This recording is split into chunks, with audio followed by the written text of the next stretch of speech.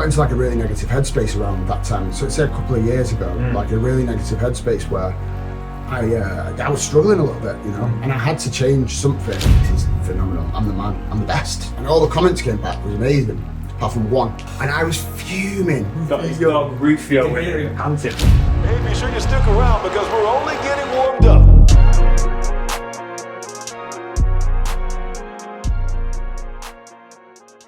Should we start? Yeah, should we start? Good evening, good afternoon, good morning, wherever or whenever you're watching this, guys. Welcome to the episode of Think Wedding Business with rather mental guest today, I've got to say. One of my good friends for many, many years.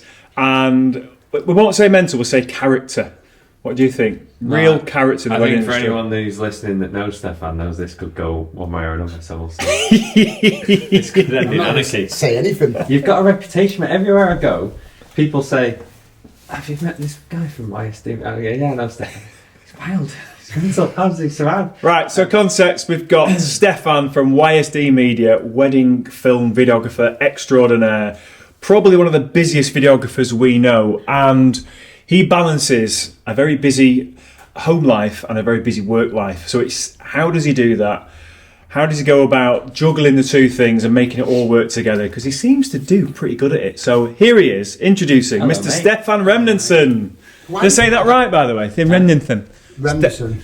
Remnison. Yeah. Remnison. Why have you got a dinosaur tooth there? I don't know. It's not Today's my- episode is featuring Adam's leisure wear.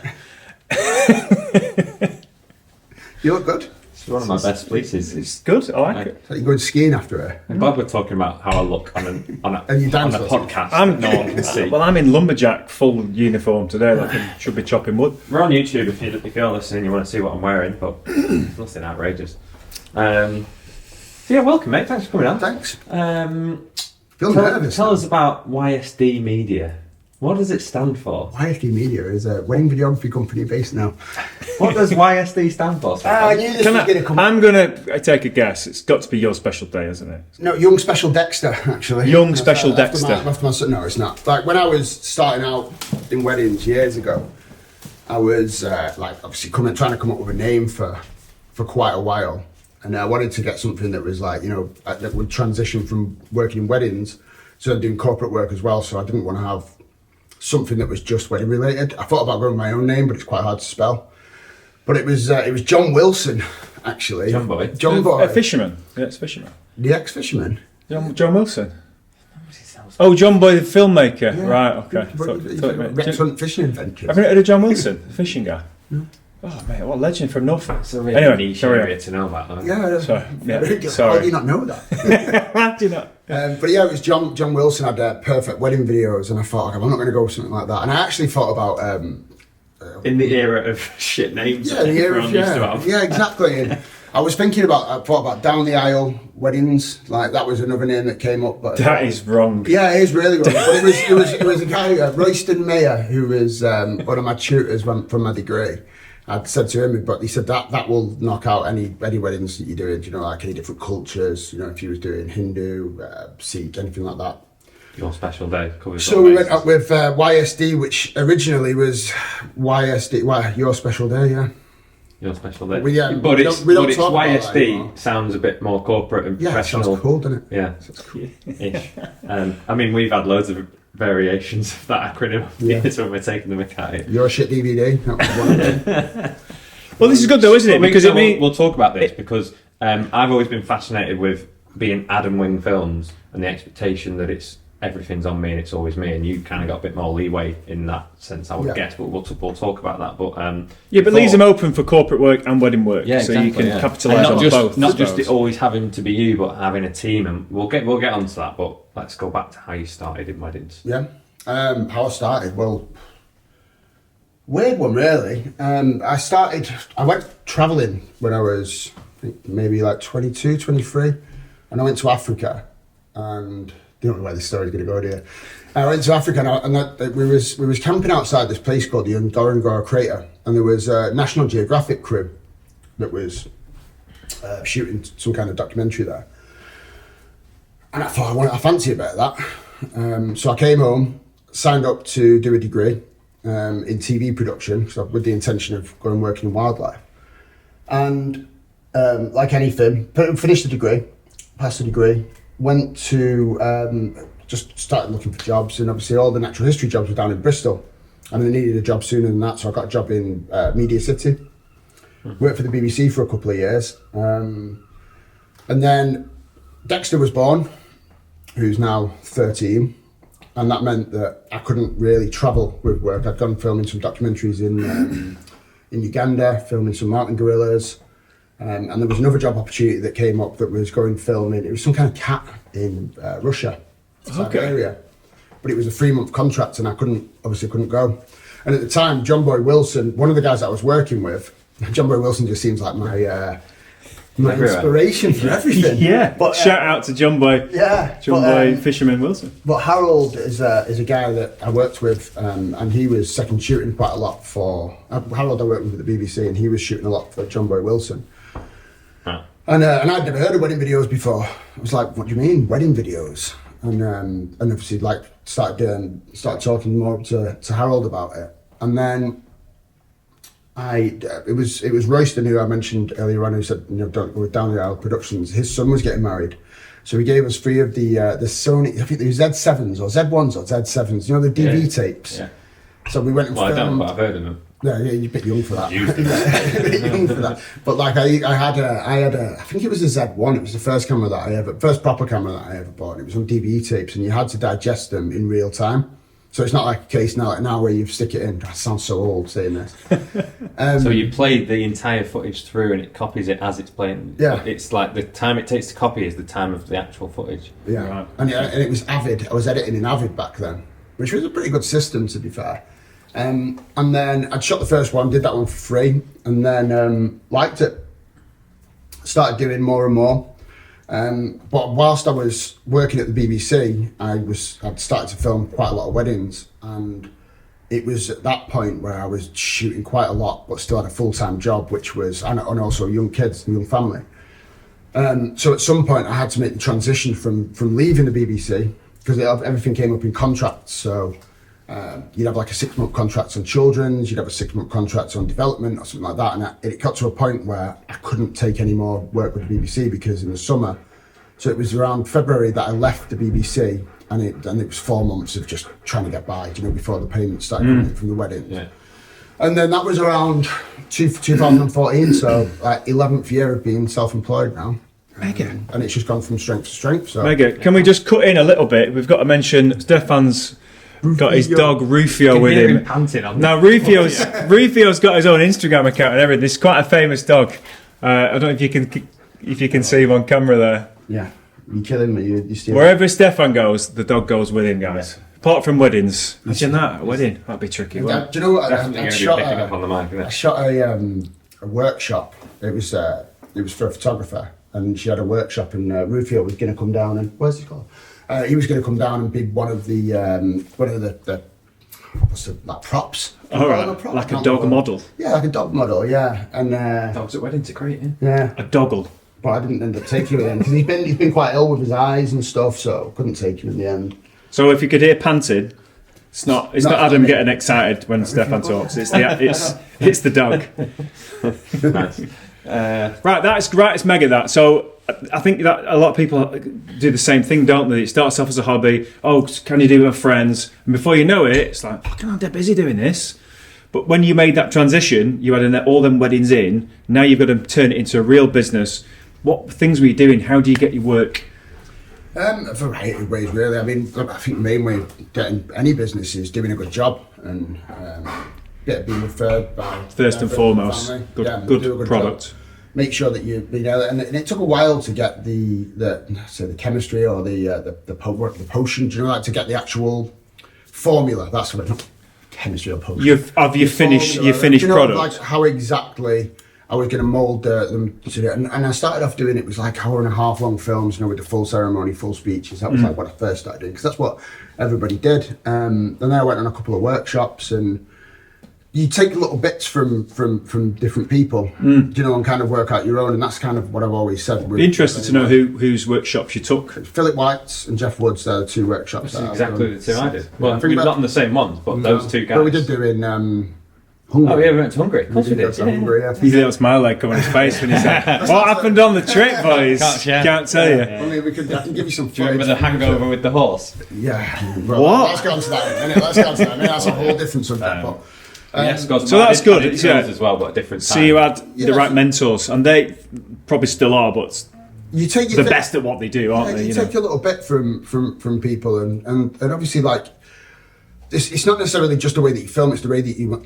you run your business as well. You know, I don't think that my filming style has really changed from when I first started. It's erratic. It's, you know, I say to everyone, I don't really know what I'm doing. It's not that I don't know what I'm doing. It's just that I go in with no plan and Yeah. just go and shoot the day. Look at the running order on the way to the wedding, and you know, Let it see what's unfold gonna happen. naturally, Just let sort it of thing. unfold naturally, because you can overthink it. So it was more like the business side of things, and more the business side of things, and the way that I delivered the films as such was the things that I took mostly from those workshops. That's good.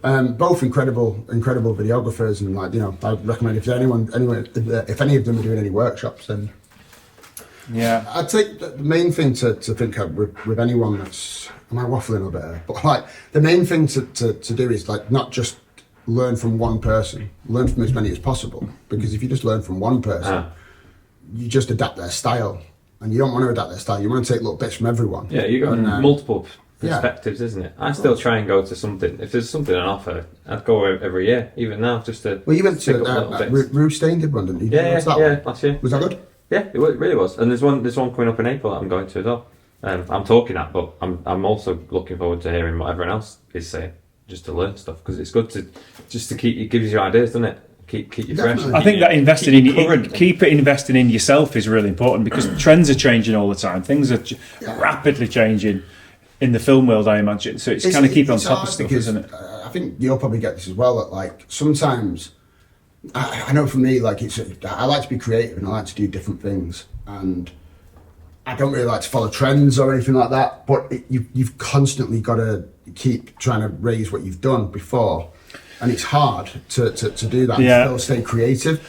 But I think, specifically to what I do, but maybe in other services as well, like florists or, you know, anyone, you can still be creative and not follow trends in your product sense, but the trends of how businesses are run, you've got to be up to date with how people are booking and where the target audience is and stuff, because, like, the trend at the minute is TikTok and Instagram and stuff, and, like, if you don't keep up with that, then Do you do TikTok? no. See, I've never if you don't do that, well, Do you know what I mean? But this is the sort of stuff I'm thinking about at the minute, because, like you say, you don't need to follow trends with your style. You'll book couples because of you and your personality, and that's great. And that doesn't need to follow a trend, but you've still got to keep up with the business side of trends. Yeah, I think you nailed it a few years ago when you did a YouTube video, and it was like comparing your work to, like, I don't know, Tarantino and, you know, like, the directors. Remember when you did that kind of thing? And I would say, because I rarely It's watch. comparable, me and Tarantino. Yeah, definitely, 100%. But I'd say that, like, if I watch, I don't really watch other videographers' work, and that's not to say that for any other reason, then I start second guessing my own work if I do that, and I don't necessarily want that to happen. So I take a lot of inspiration from filmmakers, you know, like from films, and the Gentleman, the opening scene in The Gentleman. Do you know where he puts the money? The film. The film, The Gentleman. Have you Yeah. seen the film? Guy Ritchie, He put some money into the music. What's it called? The music machine. Yeah. What's it called?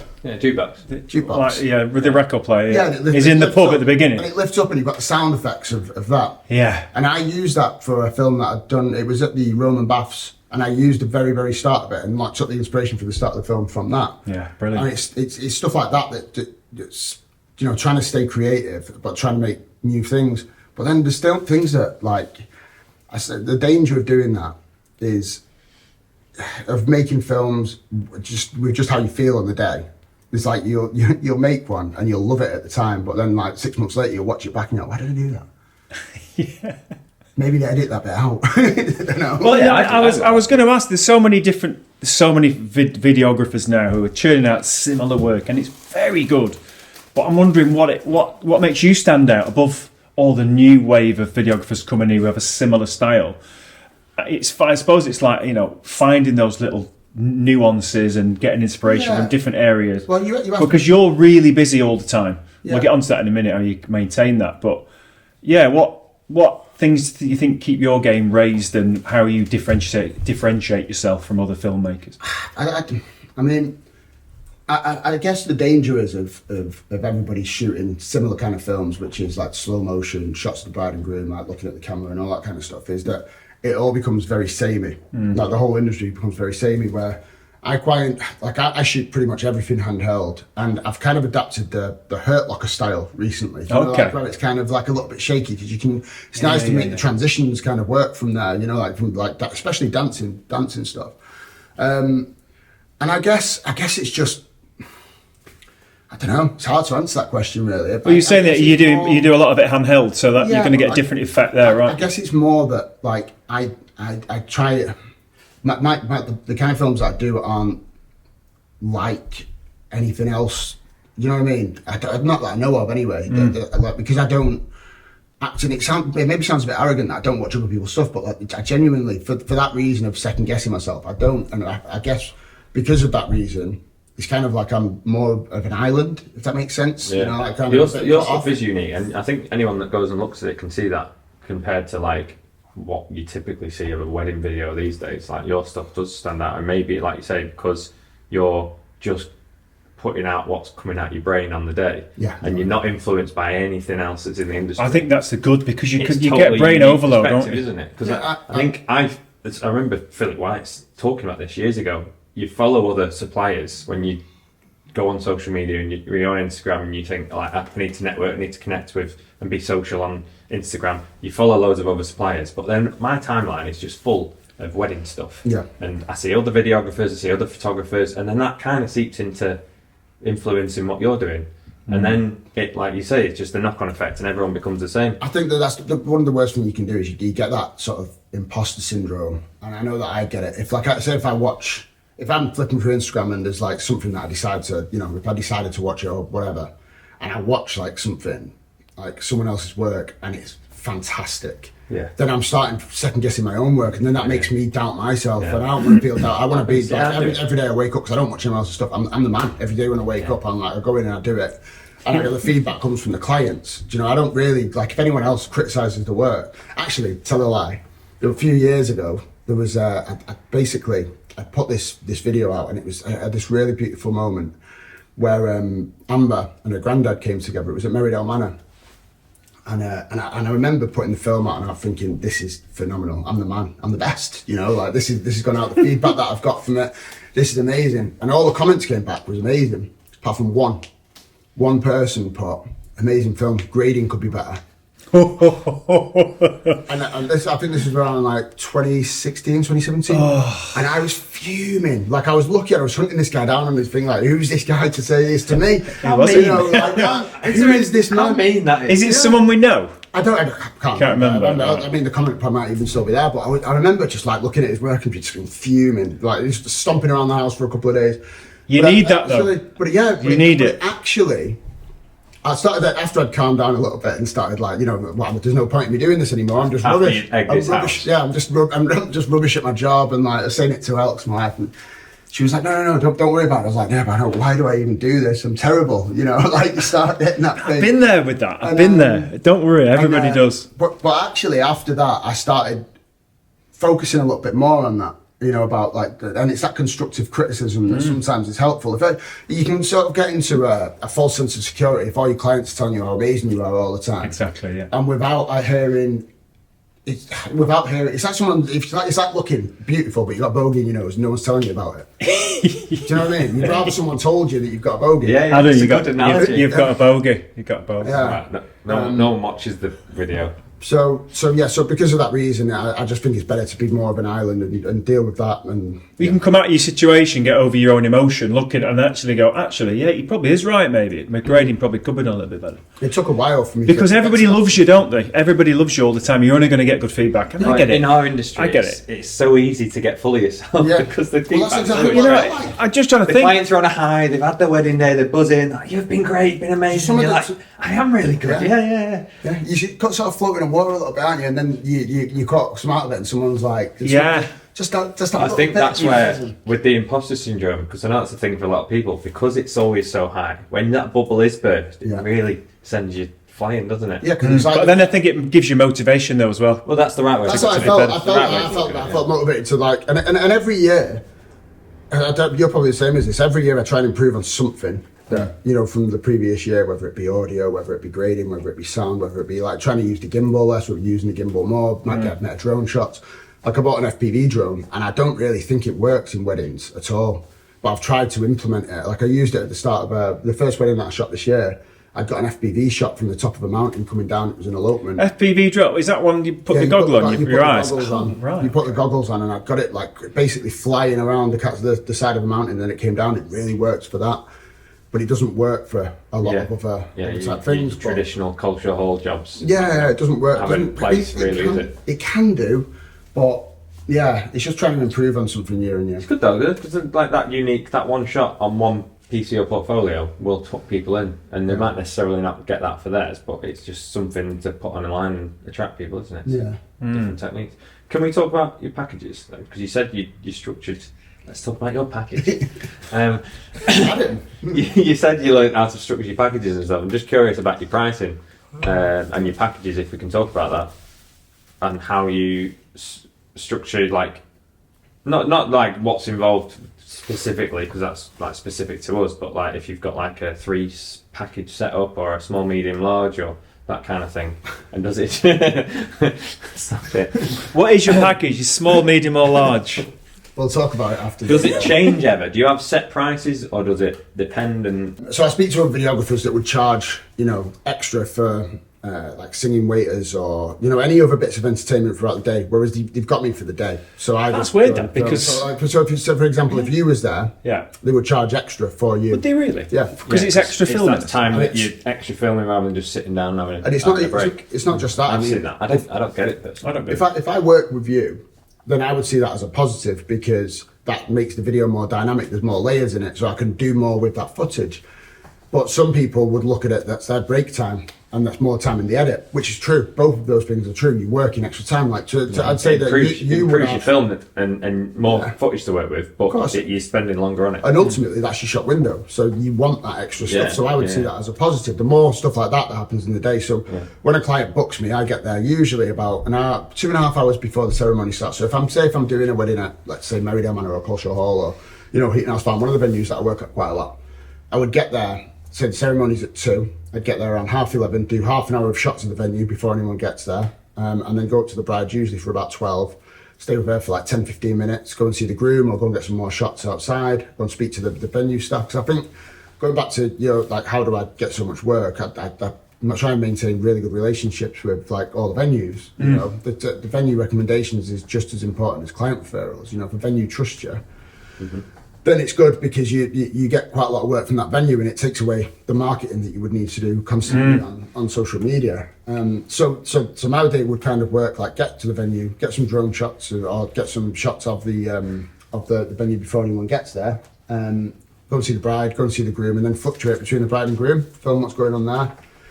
Then obviously the ceremony, and then the rest of the day unfolds. I mean, do I need to explain like? Yeah, so you're- so the package. Going back to your point, you charge your price, and whatever's needed, that's what you do. There's no extras for Yeah. singing waiters and all that kind of stuff. And it's interesting that because from me looking at you on the outside, you work on volume and keep your prices really good, and that's been a good strategy for you, hasn't it? So like I said, you've got your family, you need to keep that work coming in.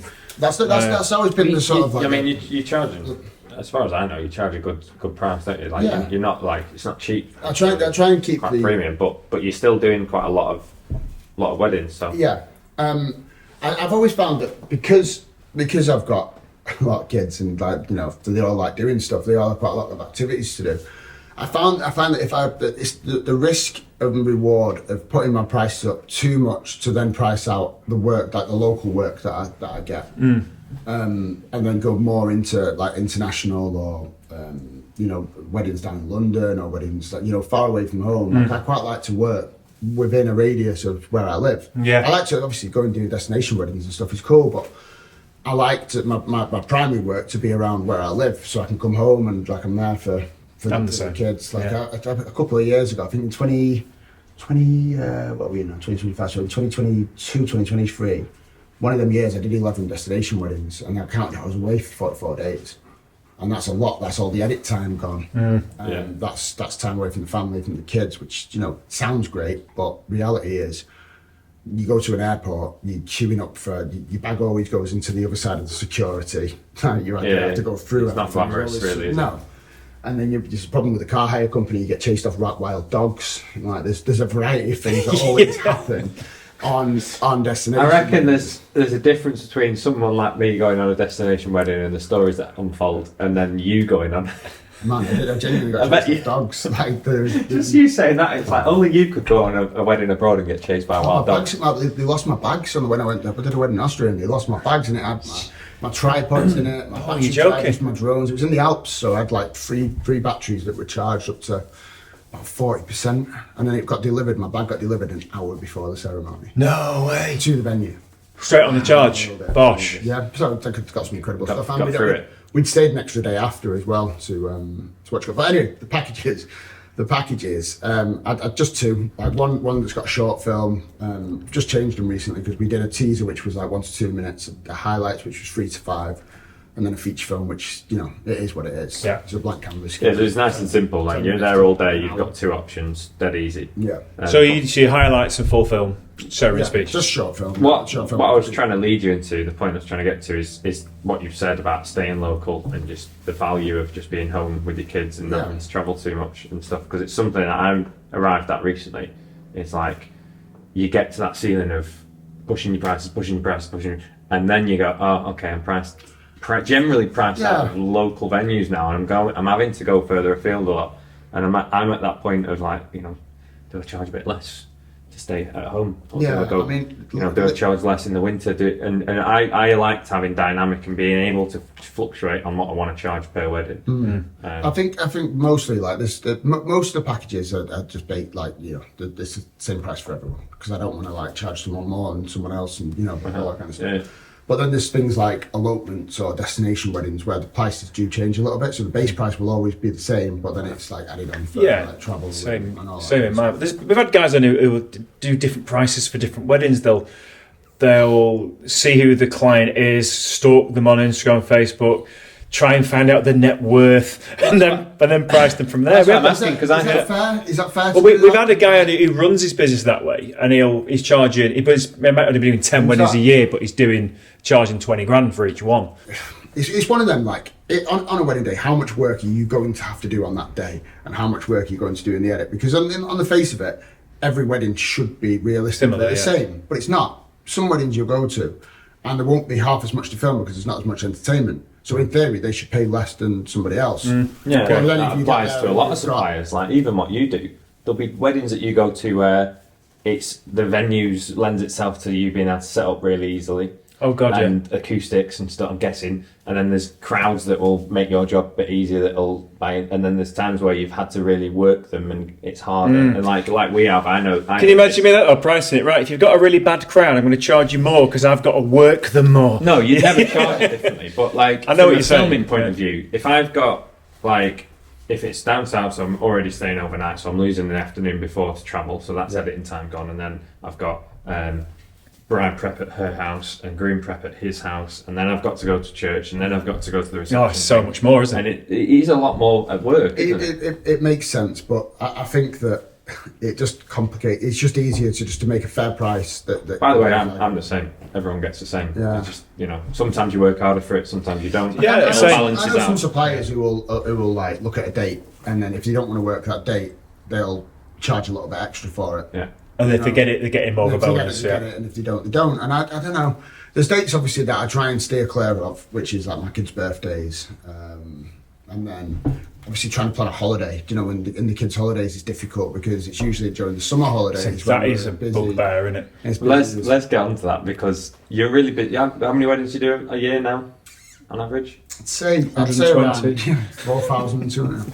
I'd say around this year, I think between, I don't know the correct number, but like between 40 and 50. Yeah, which is still like say- for video world. That's still quite a lot. And I know it used to be more, but you could have a actually philosophy where you still like to take your kids on holidays. You still like to travel a lot. You're always off in the Wild van camping. doing all this stuff. Yeah. So you like work. I would say of you that you work really hard and you do a lot of weddings. You're editing at stupid hours in the winter, but you play hard as well. And I remember talking to you years ago about you do all that because then you can take your kids on these crazy holidays and have block out like Disneyland and like proper big holidays.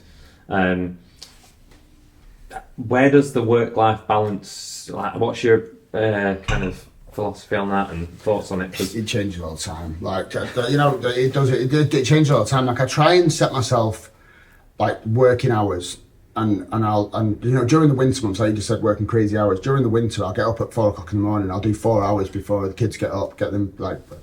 Else will be watching this. I'm like, yeah, I'll get the kids ready for school. I get we share it. You work for 4 hours and then Alex gets up, gets Yeah, the kid but- for school, and you just pop in and go. I'd say "Alright, yeah." do you know the problem with editing is you can't just do an hour. You have to be in the zone with it, and sometimes it takes you an hour to get in the zone, and it's like the time disappears. But the word is because you're hyper focusing on an edit, and it could be even like 10 seconds of that edit.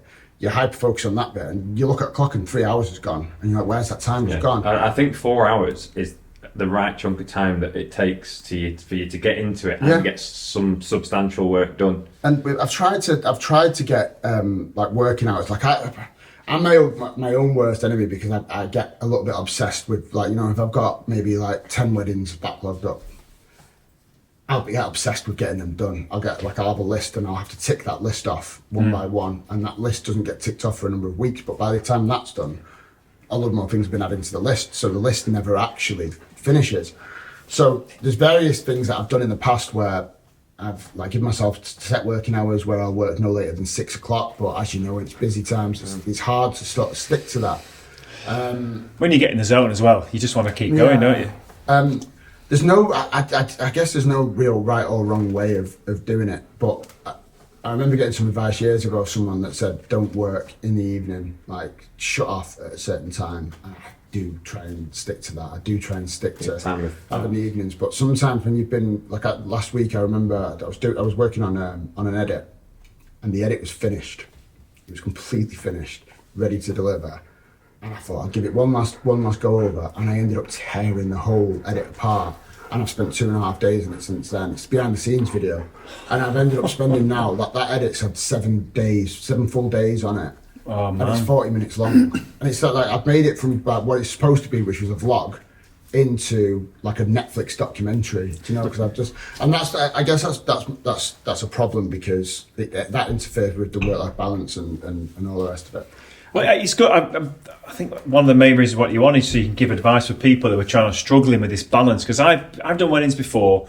I had a message not long ago from a bride saying, "Oh, Howard, have you heard of such and such? Because we've not got our film yet, and we did the wedding a year ago. It was a year ago, so 12 months of video had still not come." And the bride was that annoyed at it. She messaged me, "Can you have a word with him?" I've had that sometimes. Well, with photographers, well, it's like it's not for me to tell them, but yeah, you've got a way of combating that and being really busy. So nobody else has got an excuse because Stefan does it and he smashes it out of the park. The main thing to remember with anything like that is like to manage expectations.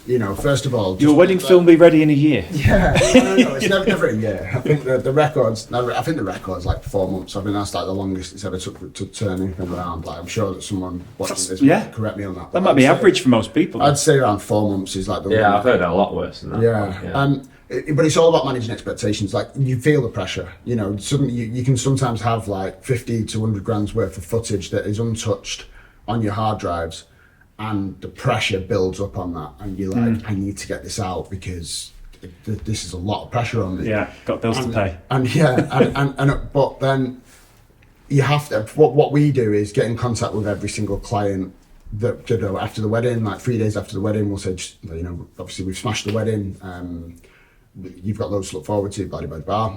And then we also let them know when the film's going into the edit. We give them like, a rough time when everything's going to be, the teaser film and that. And it takes off the pressure, because as soon as you start feeling the pressure, that's a downward spiral. This is interesting to know. So when you put that into the edit, you let the client know it's Give going them in. the timeline. Do you email them or do you just like tag them in on Email Insta? them, WhatsApp them, because sometimes I call Right, them, so sometimes direct message them, just go in the edit. That's I have no idea. Like it depends.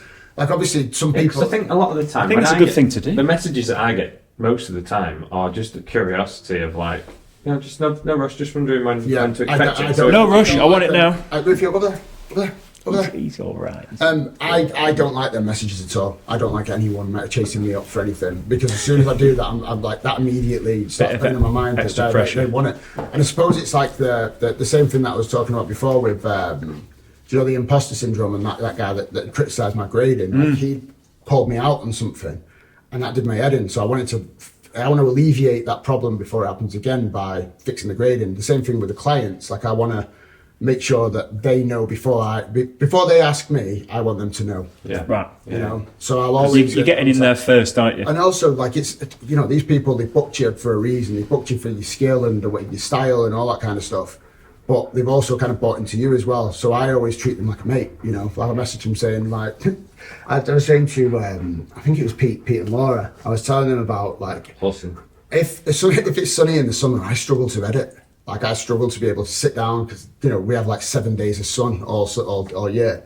So I'll message people, like, your film was supposed to go into the edit this week, but it's been dead sunny. So I'm like, a day off. and nobody kicks up. Like, nobody's fazed by it, because you're telling them something real. You know, you're telling them, like, the reason why you've not got your film is because I've been chilling in the sun for a few days. Do you not think that you get away with that because the relationship that you've already built and because of the persona that you 100%, portray yeah, online? but It all builds into that, doesn't it? I think if you portray, You just like, come out with it. No, if I was like a bit stiff and and they just bought into like a corporate company, Yeah. but they've read the website, they've seen the kind of stuff that we talk about. Yeah. We quote Braveheart several times on the website, so they know what they're buying into. Yeah. It's your brand, isn't it? It's yeah, part of of course. what you do. And I think that's what people love about you. I think that it's just important to like these people, like this will be the first time they've ever done this. You know, they're not going buying a car, they're not going buying anything. They're buying a service, capturing something from their wedding day. And like I'd say, the vast majority of people have never done this before. So like, just giving them advice. You know, like when they book me, I'll give them advice on, like, if they want any other suppliers, if they want like a band, singer, anything like that. Then we're happy.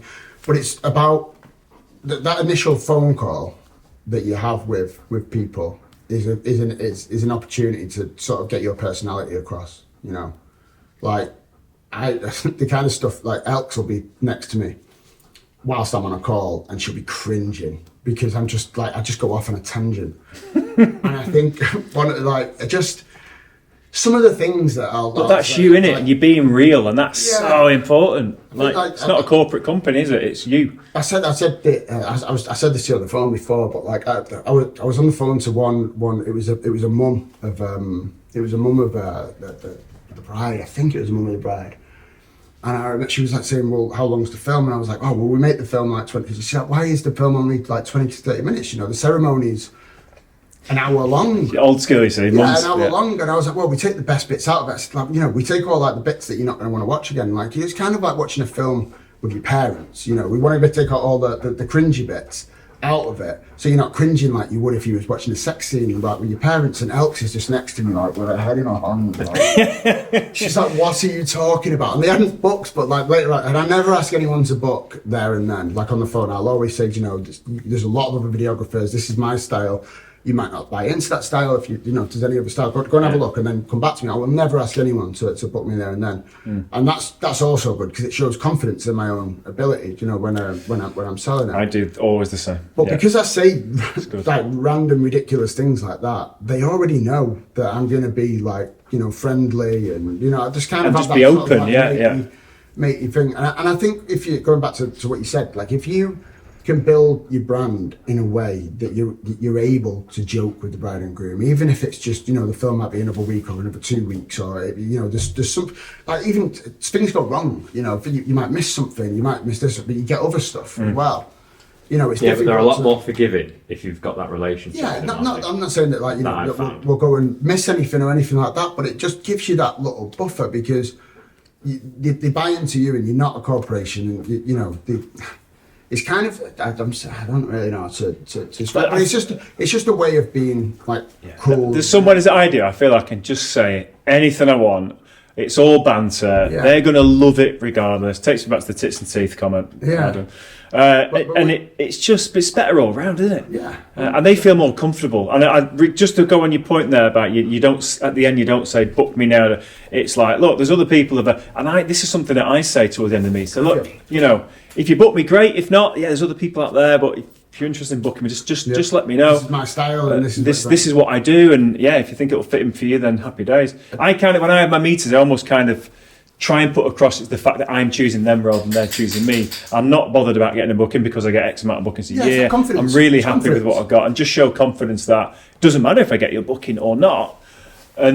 you obviously want it, don't you? It's like it's selling without selling. It's the opposite to it, isn't it? It's I think trying to not get the sale in some respects. Yeah. I'm not bothered. If you just go and have a look, there's other people out there.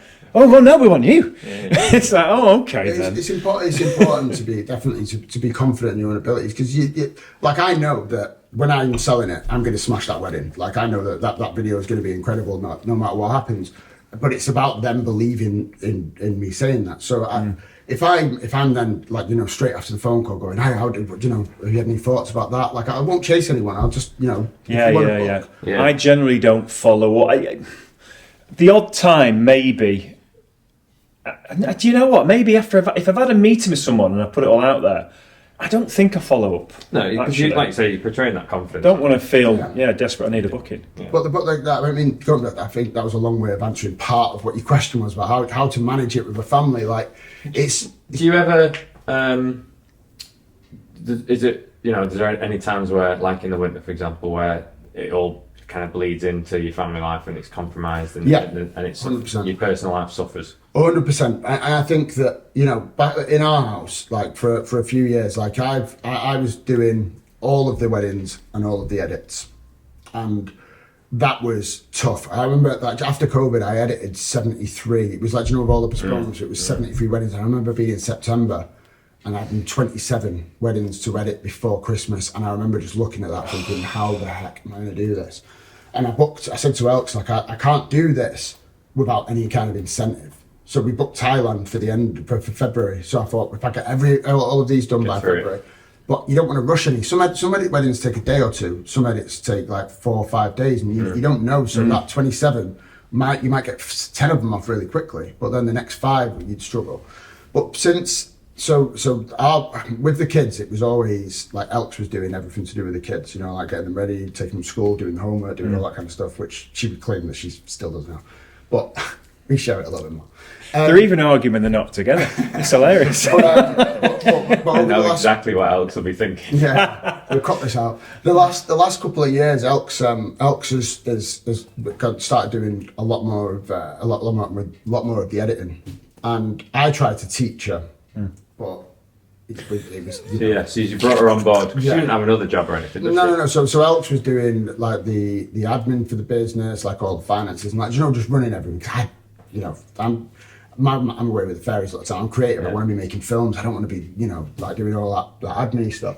But then she, like for a couple of years, for quite a few years, when I think she was a teacher. She was working as a teacher, and in 2016 when Kingsley was born, she left that job. And then there was like a couple of years where like she was doing all that, and we were getting busier and busier. And I suppose it's kind of like anything. At first, it's exciting because every single wedding you book is like commission, so you get that buzz, that dopamine hit, of the booking coming in. But when it becomes like a conveyor belt of, right, I've got to get this one to do the next one, and it kind of takes the fun out of the job. Fun, yeah, definitely. Like we spoke about her getting more on board with the edits, and at first she was like really nervous because she doesn't want to be creative and she doesn't feel like she's creative. And I tried to teach her how to edit, but that just caused more problems than yeah. So I thought, that was. So I spoke to Jeff. Do it like this. Yeah. Shut up. No, it was just like you're trying to stay patient, and it's like dead simple. But she will have annoyed me about something else that day, that morning. Like, so then that. Anyway, So I thought do it in a more professional way. And Jeff Wood was, doing Courses on it and stuff. Mentoring. mentoring. Yeah. So I spoke to Jeff about like teaching Elks how to edit, and she went on a course with Jeff. I think she did quite a few sessions with Jeff. We did like a skill swap where I went and shot a wedding for Jeff in like obviously one of Jeff's weddings was like a billionaire's wedding in Capri, and he taught Elks. So I feel like I got the better deal there. Yeah. You got Elks. I'm joking. Shout out Elks. We love you, Elks. So now we are a lot more balanced in like the family life because she was doing all the stuff with the kids and I was doing the stuff with the business. It was always like like any arguments, like any marriage, it's hard, isn't it? Yeah, she's full on with the kids. You're not. So able to spend time with so a them. lot of the arguments were like, you're not helping out with the kids, and I'm like, well, you're not helping out with this, and we went through some like tough times with it, some tough times, and I think that it took a few years to sort of hone the business to where it is now, like where it's actually finally like stable. Well, if you got the both of you working on it and you're doing 40 to 50, yeah, Manageable. more manageable when you're doing 75 weddings and you're trying to do them all on your own and stuff. Do you know what it's like? I feel because obviously going back to being creative and all that kind of stuff. When if you give a kid an iPhone, like they're just going to sit on that iPhone for hours and hours and hours, and they're not going to do anything else. They're not going to go and build a den in the garden. They're not going to go and like play with mates. They're just going to sit there on a phone. And I felt that with me, just editing feature films all the time. Like I couldn't spend the time that I wanted on like the highlights because the time would just go because it's that hyper focus thing. The edits will just disappear. Yeah. So for her to take on like a big load of the volume then frees me up to do more activities with the kids, and I'm like honestly I'm a lot more chilled out around the house now because I don't feel as much pressure because it is pressure. Like it's it's a fun job. It's not a coal mine. Like I could quite happily shoot 100, 200 weddings a year if I was not editing them. But it's the edits. That's what people don't see because people be like, "What you get paid that much for a day?" And it's not. They don't And it's realise. not. Classic, Because isn't it? It's like it's not. all that for one day's work. Yeah. You worked it out hour by hour. It'd be interesting to see what your hourly rate would I be. worked it out, and I'm on less than minimum wage. Yeah. I'm on less than minimum wage. With the amount of time that I'd spend on like on a film, do you know about from ingesting it, from driving to the place, and coming back, shooting the wedding, Your meetings, your edits, yeah, and and everything. just searching for music, trimming it down, and all that kind of stuff. Like, I would say that it's less than I worked out less than minimum But wage. it's good that you're Bizarre. kind of arriving at some sort of balance with it because I know there'll be a lot of we speak to loads of people and there'll be people listening to this with busy families. You've got quite a few kids, but a lot of people similar boat, kids, wife, partners, family stuff, and a lot of people that we speak to full-time jobs. How am I supposed to fit in building a wedding business? The worst thing is like from working from home. It's like not only working with your wife because that's like challenging as it is, But it worked, but it's challenging. But it's the kids that it's a tough thing because like my son Dexter will come in and be like, "Dad, we come play football," and I've got hours of work. So hard to And say it's no, like, isn't it? Kings that want to build Lego, Aurora want to cover me in makeup. Like there's all different things, and it's saying no to them. That then you've obviously got all this pressure with work, but then you've got the kids, and you feel like you're letting them down.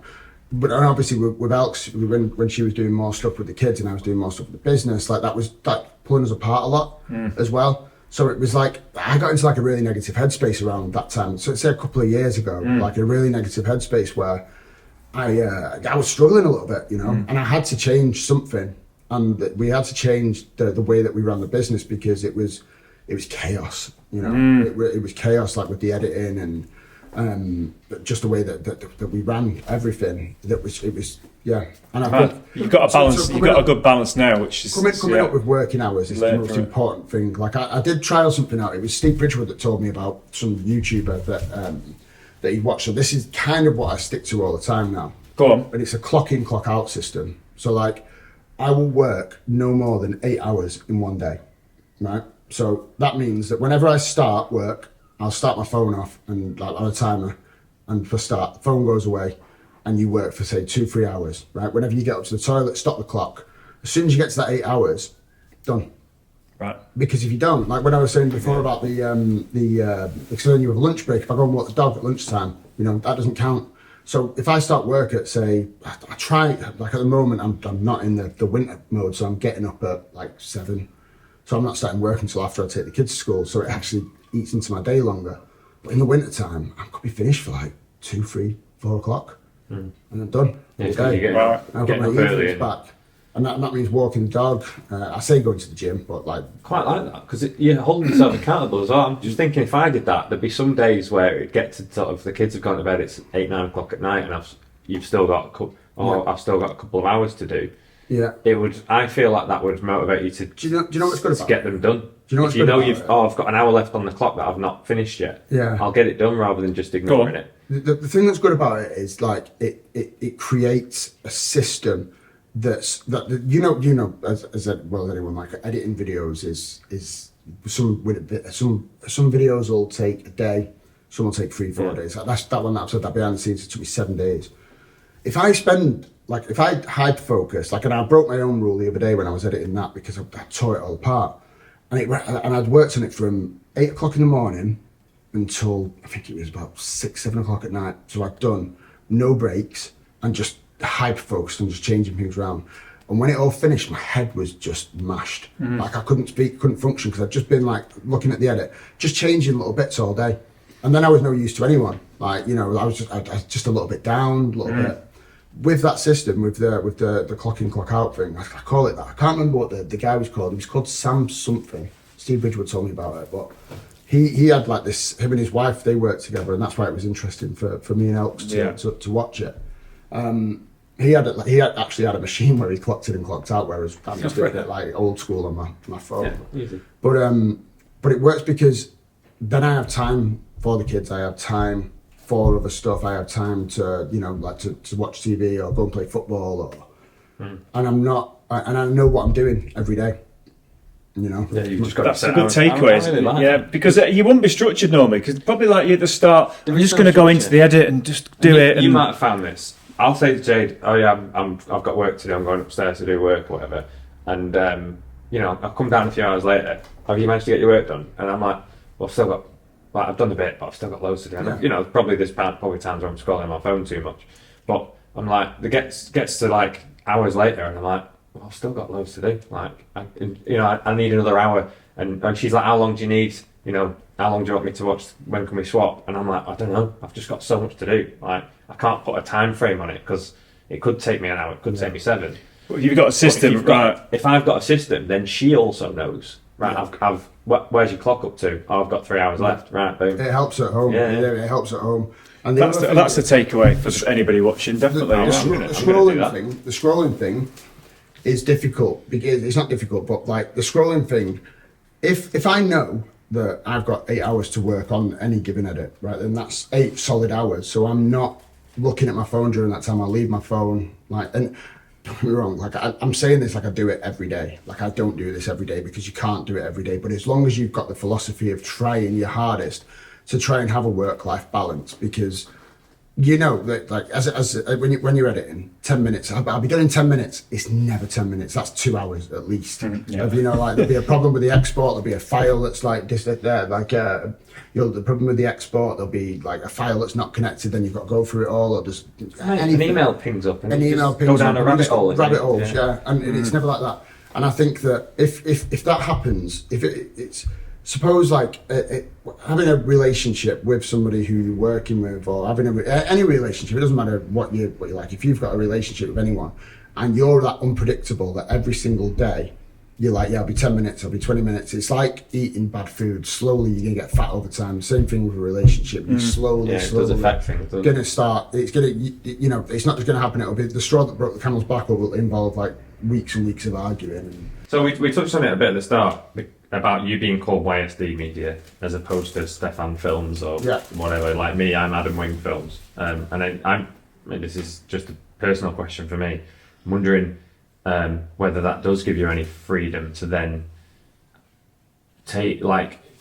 have multiple shooters and multiple, like, because I know you have other videographers that work for you under your name, and am I right in saying that sometimes you're on a wedding on the same day as you've sent someone else to another wedding? The way that I look at this is like, one, my wedding, my name is difficult to spell. Like, you know, 3 times a day at least. To Yeah, to which on the was phones, fair. like, you know, like Sierra Tango Echo. You know, like it's a nightmare.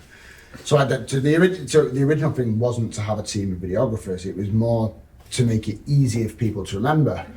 But when I worked in TV, when I worked in like, you know, with teams and like productions, like big productions and stuff, they would have people that they trusted to do different parts of the job. Now, for me, if I can get someone who has the same philosophy, who is good at shooting the day is like, I'd say 25% of the job. Yeah, You know, a lot of it's 25% edit, of isn't the it? job. 75% of it comes together in the edit with how you put it together. So our style in the edit is always the same. But I have a number of videographers that work with us who I trust with my life to go out and shoot absolute gold every single time. And that is also like, there's a few positives that come from that. One, it's like if you have any important life events and stuff like that, you can do that. Like, because people will book a wedding 2 years in advance, and you don't know what you're going to be doing 2 years from then. So I've always found that if I know 100%, and if I can tell a client that I'm not going to be going shooting that wedding, then I need to know that they're not going to come back at me, because one negative review would break my heart. You know, like, I don't want anyone, and we never have had any, you know, all the people that we got to send out are sound, same philosophy as me. I think the point here, and what Adam was trying to allude to, was Adam is Adam Wing Films. That whoever's booking him is expecting Adam Wing to turn up at the wedding. Yeah. But you've got a bit more flexibility with it because you've called yourself YSD.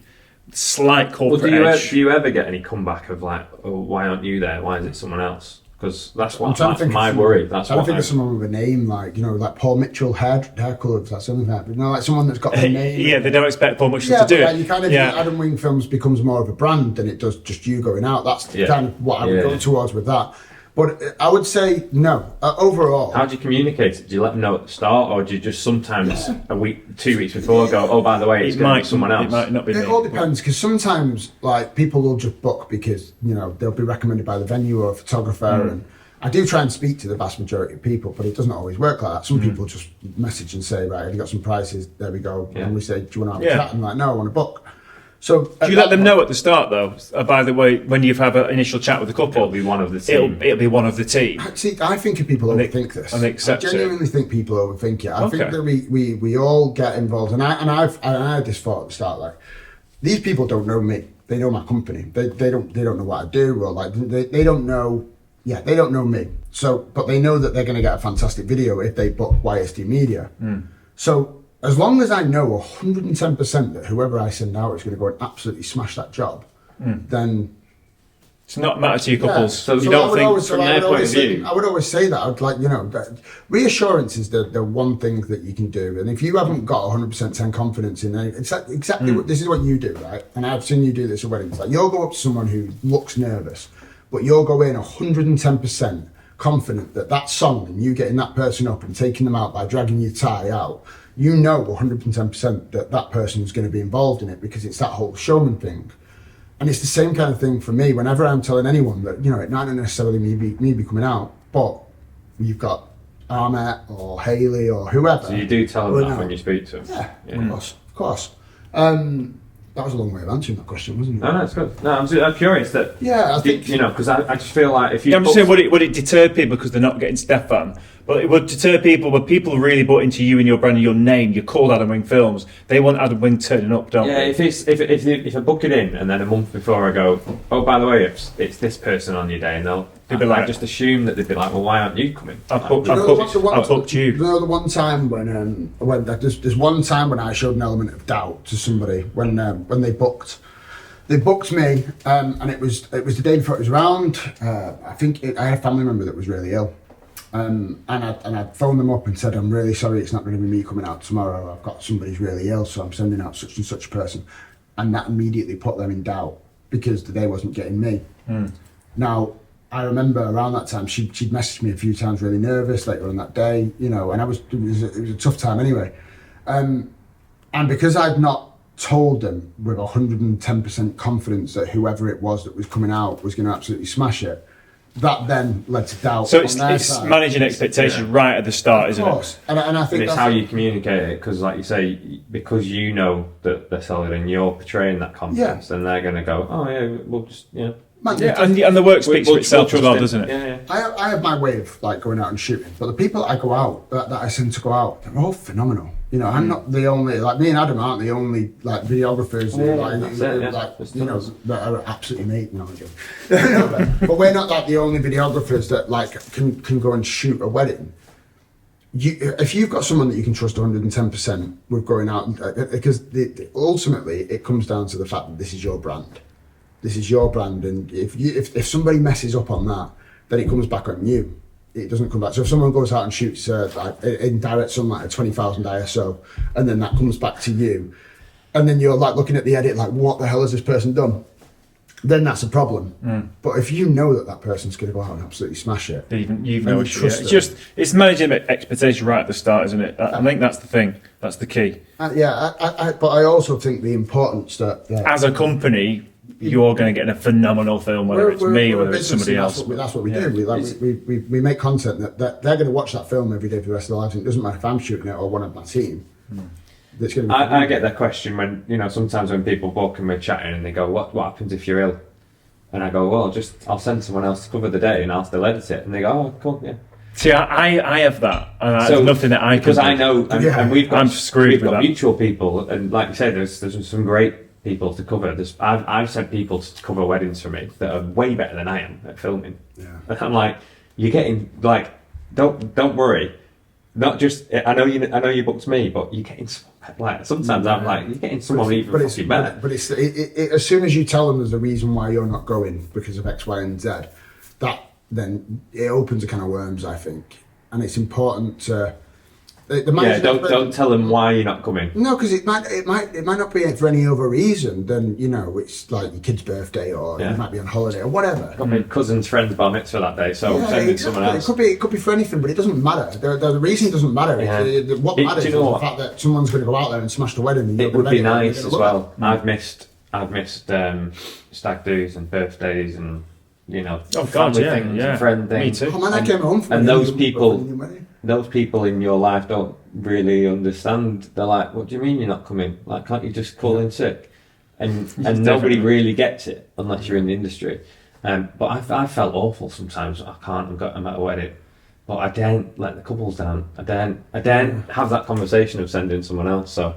But what if you know that person's going to absolutely smash it? Well, I know that, but they don't know that, and it's Well, how you reassure convey them. that. Yeah, you maybe. just have to communicate it right at the start, very clearly, wouldn't you? And I think that's something you've obviously got down really well. The thing that you've got to make sure that whoever it is, you trust them. Like I've said it already, 110%, and that person is just knows.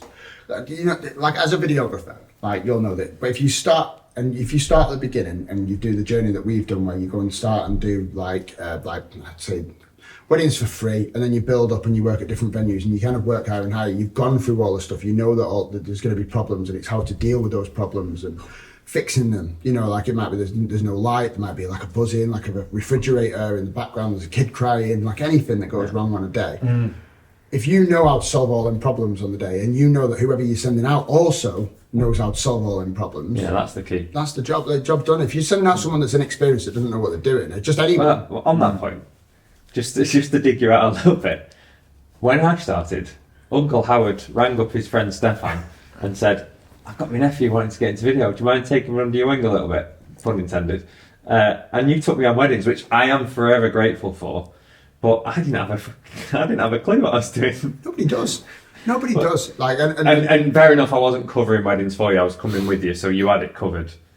Because I'd say that you say you turned out everyone with complete trust, but you can't shooting have is trusted me. Second shooting is different. Second shooting is different because, like, if you And I'm forever grateful for that time and experience that you let me come with you. Would you agree with this though? That second shooting is different to like first shooting. Yeah, because Second shooting, you're still there. You've got it covered. you can mess up. Like so I've had people get in touch with me who have liked the work, like people that are just starting out, and I've said, "Come along, shoot the day. I don't need any of your footage, but come and learn how to do it, and then you can edit your own stuff. You can't use it for yourself, but you can practice with it." And that's important. Like second shooting, like what you did was work with like a lot of different videographers. Like, you know, Not really, just with you. Did you not work with anyone else? Maybe one or two, but I did a few with you, and like that just had coming out with you to all these different weddings and different times, because we did like Jewish ones and Indian ones and Hindu ones, and it What was did just. we forget that day? What did we forget that day that you had to go and pick up? You had to go and meet elk somewhere. Oh yeah, Do you remember? yeah. I can't remember where it was, but Anyway, it was like it's invaluable experience for me starting out, and really gracious of you to take someone on. Remember your gimbal was like that. Oh yeah, terrible. Yeah. Did you have that one like that? Big road. Yeah. He was really. Do you know what? Stefan was really good at going. Oh mate, like you did amazing. Like don't worry about it. You completely ruined the entire first dance, but don't worry, you did really good. he was really nice at dressing it up when I could tell he was fuming because I'd ruined the footage. Never fuming. I think that. But like you say, it's different because you know that you've still covered it, so it doesn't necessarily matter what I do and whether I. With a second shooter, I don't really need a second shooter. Like a second shooter comes along to like say if like there's you know the ceremony is in one place, the bridal prep's in one place, and so you've got 3 locations before the ceremony. So the bride's getting ready at a place, the groom's getting ready somewhere, and then you've got to go to a church. You need a second shooter of that. Or if you've got a Jewish wedding or a wedding that you've got over 120 guests, you'd always have a second shooter, or I would always push for a second shooter on that.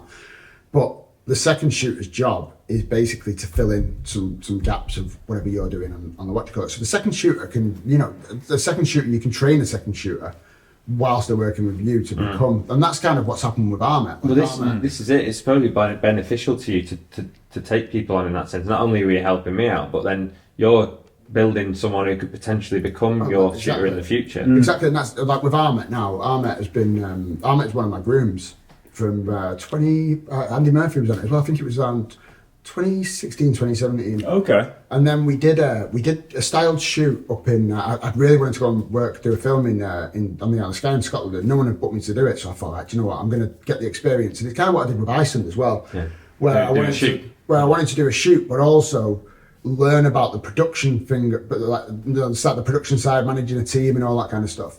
And that was really good and invaluable for like, you know, future workshops and anything else that we're planning on doing. But with Armet, he came along as the model because he's got like have you seen Armet? He's got his own stash. He's cool guy. Stash, yeah. But he started working with me around 2019, 2020, and he's only ever worked with me. So he doesn't want to go and work with anyone else, which is amazing because I'll be looking back at the footage. And usually with a second shooter, I'll just like with dancing footage, it's like, all right, well, I won't look through it. Oh, I've got all my stuff, and I'll go skim through it. But I deleted all of what I thought was his footage, and then I was looking at it, and then I saw me in the background, like filming. I was like, it was all Armet's footage, and it looked exactly the same as mine. Like that sort of like. Yes, you thought it was your own stuff. Yeah, I thought it was my own, and like Armet now is because he's been working with us for so long. His footage is pretty much the same as mine. Excellent. Like I took Howard to second shooting with me once. How did that go? Well, I didn't use any of it. But do you know what? Just like that the whole day. Do you know what? For me, it was more important that because I know Howard knows a wedding and knows how to behave and knows how to present himself on a wedding, knows how to interact with people. That was more important to me that he'd fit in on the day than the actual footage, because I knew I didn't need the footage. I was covered. I was doing it all. So it didn't matter if all your stuff was garbage, which most of it was. Did you not use any clips? But maybe I think I put one in just so that you felt. I wonder why you felt you'd been included. I wonder why you took me on that one. I can't remember. I can't remember, to be honest. But I must have been in a bind and needed someone. But it was for me. It was more beneficial that there's someone having there, someone who would behave the right way. And be professional, but also understand a wedding day. Yeah, but I'm wondering why you took me in the first place. Was it because I was on hand for any issues or problems? Or? I don't know. No, I think I needed someone and no one was available. You were like, I'll come. Yeah. Wasn't there GH4 something that I always bear in mind is like, yes, can they shoot it? But also, I mean, not so much can they shoot it because I don't need them to, but how are they going to be on the wedding? Yeah. And that's the sort of thing that you can teach. But if you're taking someone on for the first time, you've got to trust that they're naturally. It can be taught because you were taught. Because I remember Stefan sending me a video of you in the background of one of his videos, and you stood there, and you put a music going. Hello, darkness, my old friend. It just shows Adam's face in the background. Classic. but since then, you've changed. You've become totally different. I've learned to. You've learned how to control be on my the resting bitch face on a wedding. But all those things are important for me. Yes, that's what I'm saying. Yeah. You know, and you're on a wedding, you have to look happy 100% of the time. There's got to be smiles. It's hard. Do you know what? Confidence. This is not recent, but a few months ago, there was a wedding I shot for you years ago, and the bride tagged me in something a few months ago, saying, "This is the guy who did our wedding. He's now working. At the time he was working for another company, but he's now gone off on his own, and he was amazing for our day." And she tagged her friend saying, "Inquire with him. He's brilliant." So, like, I took that referral away from your company just because it was me on the day that she had. You're telling me now while we're on camera. Yeah. Just interesting that she associated. Like, she didn't recommend the company. She recommended who she had on the day. Just to caveat everything we've talked about. And that's something that's good, because whoever you did, like. No, it's a bit of accident. I wasn't like, don't go with them. I'm setting up on my own. Come to me. Yeah, I didn't do any of that. But that's the important thing about, like, you at the time you thought you had a resting bitch face, but you obviously had related to that person, and that's a good thing about building a relationship, because it is a personal day. When you go into a room full of bridesmaids in the morning, like, it's daunting, you know. Like, you go in and there's like 14 bridesmaids, and you've been in the car for 2 hours on the way there. It's awful. So you don't, like, really hard. Sounds really bad. What do you talk about? Like, you're like, "Hey, guys," and it's about.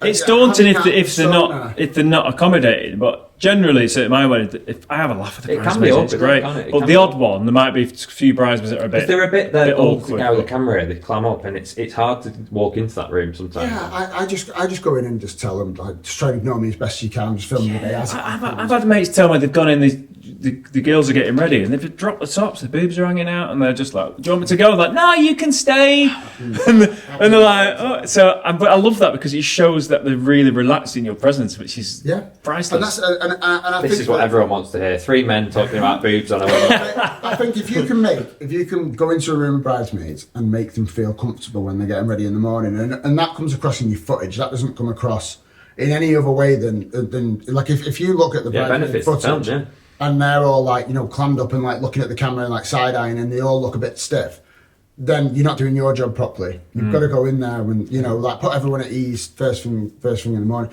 But going back to like second shoot, like with second shooters, it's second shooters, and having a second shooter working with you for a long time, or, like, you know, just I guess what I'm trying to say is, I would never send anyone out that hasn't done a number of weddings with me beforehand.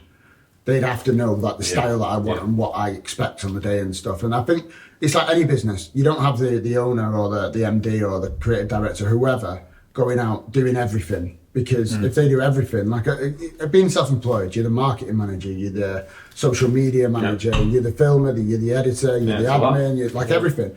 And letting go of some of that responsibility so you can have your own life, and so you can, like, you know, have that work-life balance, I find is so important.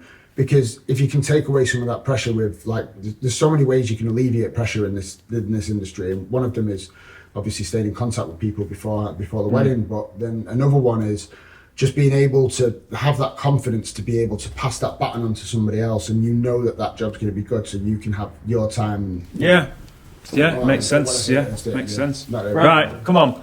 Finish it. Ending questions. Was this like a quick fire up? It's a good note to end on that. But we always ask, and this is going to be brilliant. I'm sure you're going to have a good one. What's your most hilarious or embarrassing story from a wedding that maybe something's happened to you or you've witnessed?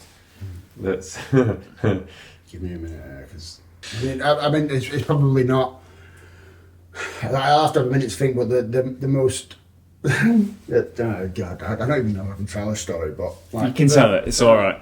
All right, yeah, so we're putting an advisory warning on there. There's two, podcast, and these are from the last sort of 3 months. So you can choose which one you want to use out of these. So I was shooting in London, and I walked in. I don't know if this is quite tame, but I went into it was at the Fitzroy Hampton Kimpton. You've been there? Yeah. So, I've not been, but I know. Yeah, so it was that's like really, really posh venue. It was like Christmas time, and I got there, and it was for a wedding planner, Anne Nicholas. So I was looking for Anne, but I didn't know where it was. So I went in, and there's a big queue at the reception, And I thought, I'll just go for a wander. And so I'm walking through and I see this guy walking towards me, smartly dressed. And I said, excuse me, mate, do you work here?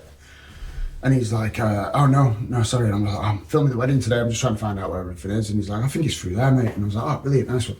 So I went through, sorted all my kit out, got there like 2.5 hours before, so I'm sorting all my kit out, get some shots in the venue. Anyway, so I met the photographer and we were going to go over to the pub to meet the groom and all of his groomsmen, get some shots in the pub.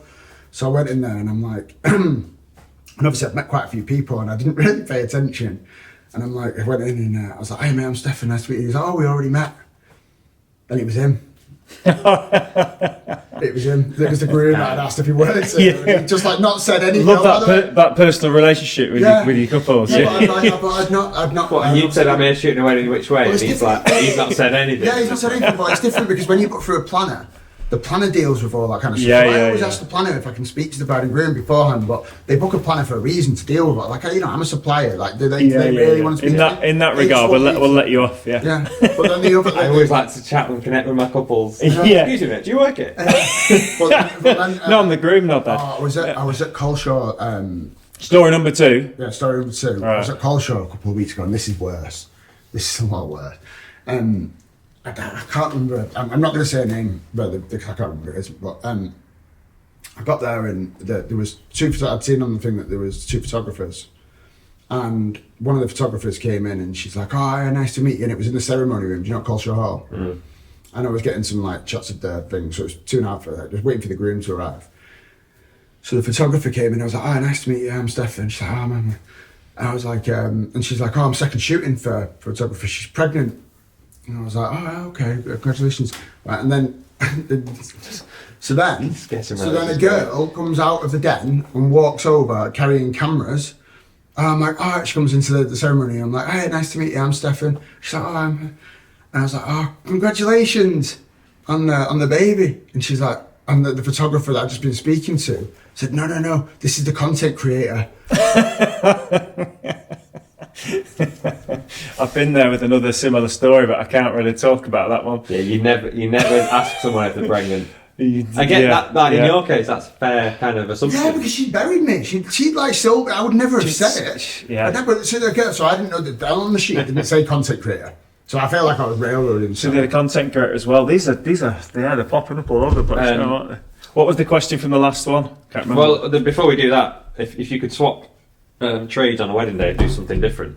Oh yeah, Not what would you do? videography, Oh, but photography. on a wedding. You're easy. Just be a photographer. Photographer's got it It's a easy. cop out, isn't it? Yeah, cop out. No, I'm joking. They often swap your jobs though, don't You've they? done photography jobs before. Ah, yeah, I hate it. I hate Yeah. it. Like, Because I remember I did. You hated it, but you'd rather if you could swap, you'd be a I'm photographer. joking. I would never. We did one I'll think about that for a second. But photography, yeah, I did photography.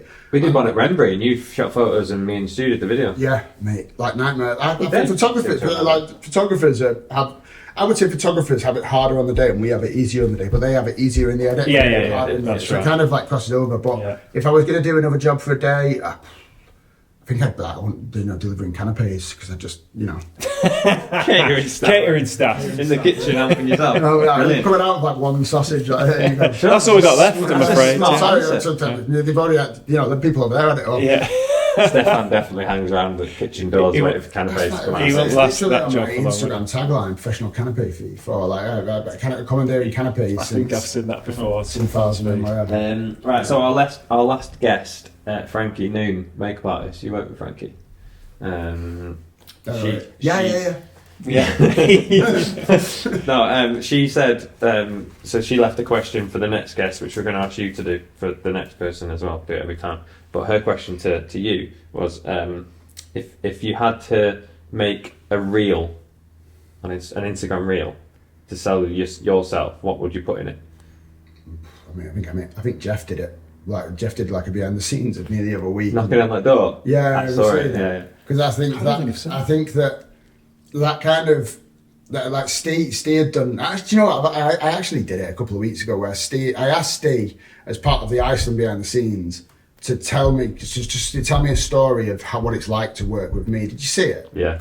When he was like describing the sheep. Yeah. And the sheep knows what he wants to get to, but he doesn't know how to get there, and he causes loads of chaos along the way, and he doesn't care about anything else, but he wants to get from. Did you see it? No, but it sounds interesting. Yeah, like he said basically. That sums you up. I would say that I don't really have any kind of plan. I even say to clients, I don't know what I'm doing, but I do. Obviously, I do know what I'm doing, but it's more based on the fact that I just go in with no plan. And Steve gave the analogy, and I put like together this like really beautiful love story of me and Steve. So that was, I think I've already done it. Right, To be honest. right. Because it That's kind of how like you show. So you showing me, but like, you know, it's showing that I know what I'm doing. I like the fact of I've got no plan, but I'm just doing stuff.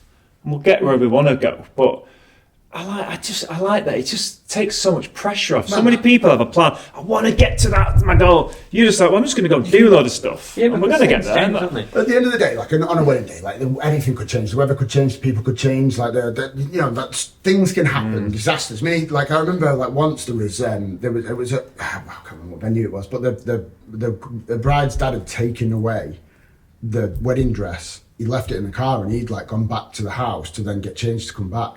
And the bride had no idea about it. And Oh, like, no. everybody was stressing out, and you know there were secret meetings, and I filmed all the secret meetings because the bride had no idea. No one told her because they didn't want to stress out. And that's the kind of Excellent. thing that I mean with the plan.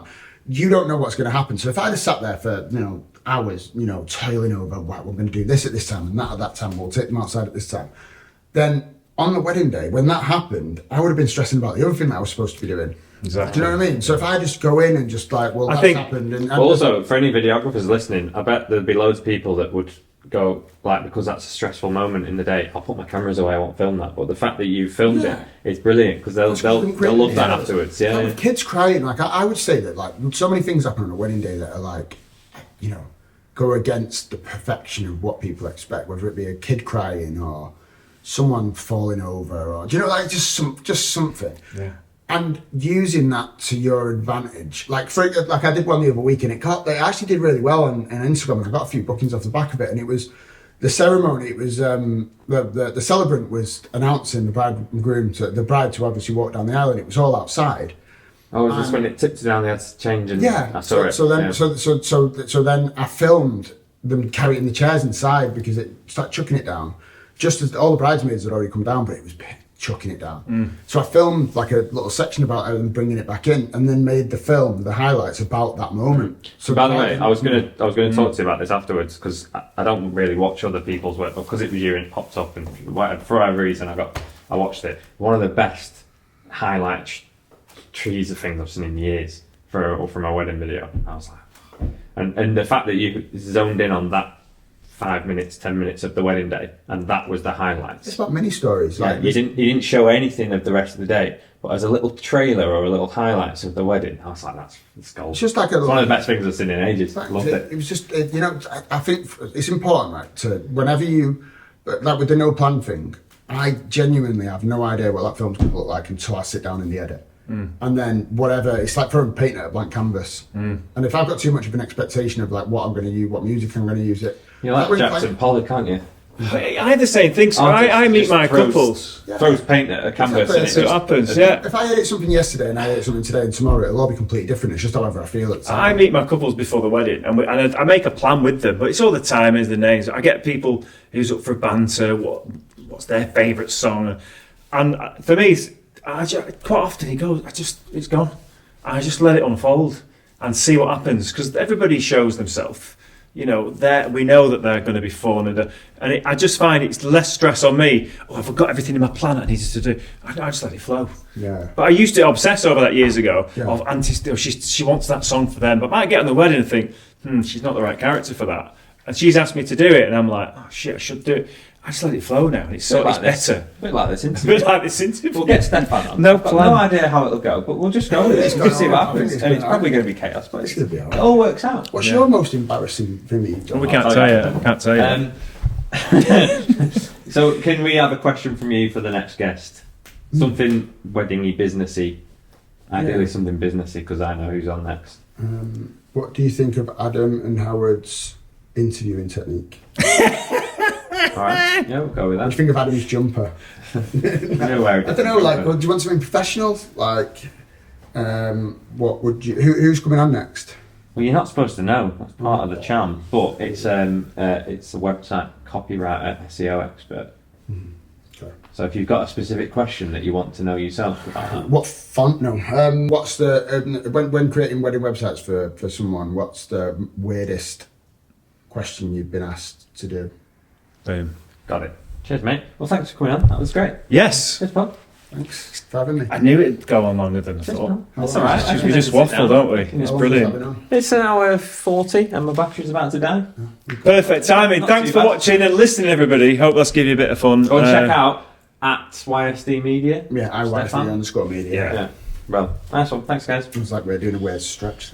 Bye. Bye.